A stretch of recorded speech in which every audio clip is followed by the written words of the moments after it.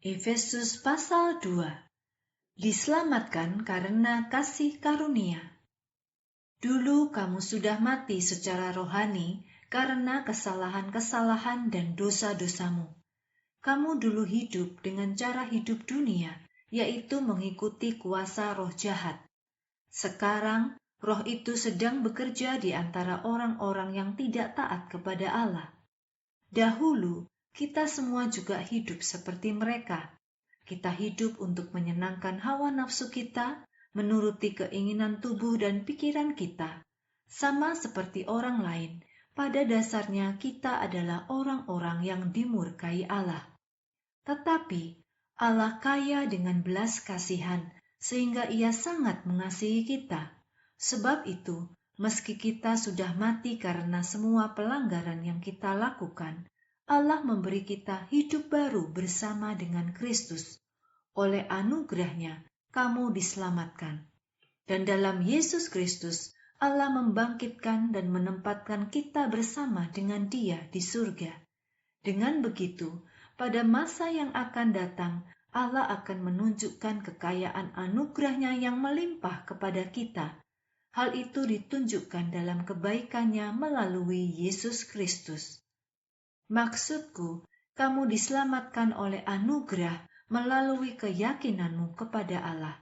Keselamatanmu itu bukan hasil usahamu, melainkan pemberian Allah.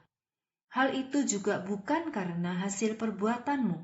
Jadi, jangan ada orang yang menyombongkan diri, sebab kita adalah buatan Allah. Dalam Yesus Kristus, kita diciptakan untuk melakukan pekerjaan baik yang sebelumnya telah disiapkan oleh Allah. Ia mau supaya kita hidup dengan menjalankan rencananya itu. Dipersatukan dalam Kristus. Sebab itu, ingatlah bahwa kamu dulu dilahirkan sebagai orang-orang bukan Yahudi. Kamu disebut sebagai orang tidak bersunat oleh orang Yahudi yang bersunat. Sebenarnya, sunat hanyalah sesuatu yang dilakukan oleh tangan manusia terhadap tubuh. Ingatlah, dulu kamu hidup tanpa Kristus.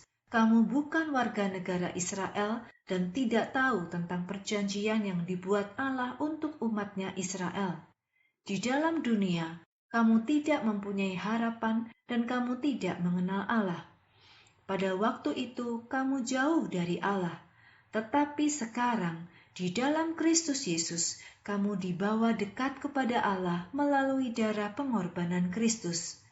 Kristus adalah perdamaian kita. Ia menyatukan dua kelompok yang berbeda dan merobohkan tembok permusuhan yang membuat keduanya terpisah. Kristus telah membatalkan hukum Taurat yang berisi banyak perintah dan peraturan melalui tubuhnya. Tujuannya adalah agar dua kelompok ini menjadi satu manusia baru di dalam Dia, sehingga terjadi pendamaian antara keduanya. Dalam satu tubuh ini, melalui salib, Kristus telah mendamaikan keduanya dengan Allah. Begitulah permusuhan itu diakhiri. Kristus datang dan memberikan damai kepada kamu yang jauh dari Allah, juga kepada mereka yang dekat dengan Allah. Sebab melalui Kristus, kita semua punya hak untuk datang kepada Bapa melalui satu roh. Jadi, sekarang kamu bukan lagi orang-orang asing atau pendatang. Kamu sewarga dengan orang-orang kudus, anggota dari keluarga Allah. Kamu adalah orang-orang percaya, seperti bangunan yang didirikan di atas fondasi para rasul dan nabi. Dan Kristus sendiri yang menjadi batu penjuru dalam bangunan itu. Seluruh bangunan itu menjadi satu tersusun di dalam Kristus, dan bangunan itu akan bertumbuh di dalam Tuhan, menjadi bait Allah yang kudus. Di dalam Kristus, kamu juga sedang dibangun bersama-sama untuk menjadi tempat tinggal Allah dalam roh.